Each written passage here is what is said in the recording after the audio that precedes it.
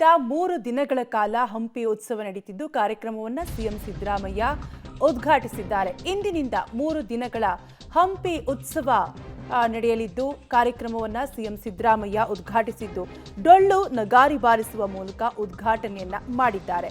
ಇದೇ ವೇಳೆ ವೇದಿಕೆ ಬಲಭಾಗದಲ್ಲಿ ಬೆಂಕಿ ಕೂಡ ಕಾಣಿಸಿಕೊಂಡಿದ್ದು ಪಟಾಕಿಯ ಕಿಡಿ ತಗುಲಿ ಬೆಂಕಿ ಹೊತ್ತಿಕೊಂಡಿರುವ ಸಾಧ್ಯತೆ ಇದೆ.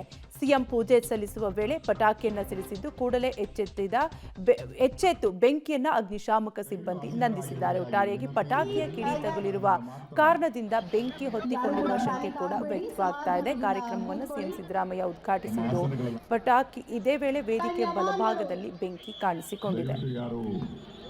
ವಿಚಲಿತರಾಗಬಾರದು. ನಿಮ್ಮ ಸ್ಥಾನದಲ್ಲಿ ವೇದಿಕೆ ಕಡೆಗೆ ನಿಮ್ಮ ಮುಖವನ್ನು ತಿರುಗಿಸಿ ದಯವಿಟ್ಟು ಆಸೀನರಾಗಿರಬೇಕಾಗಿ ವಿನಂತಿ. ನಿಮ್ಮೆಲ್ಲರ ಸಹಕಾರದಿಂದ ಮಾತ್ರ. ಯಾರು ಕೂಡ ಪ್ಯಾನಿಕ್ ಆಗಬೇಡಿ, ಸಮಾಧಾನದಿಂದ ಕೂತ್ಕೊಳ್ಳಿ.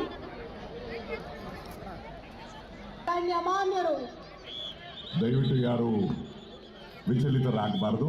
ನಿಮ್ಮ ಸ್ಥಾನದಲ್ಲಿ ವೇದಿಕೆ ಕಡೆಗೆ ನಿಮ್ಮ ಮುಖವನ್ನು ತಿರುಗಿ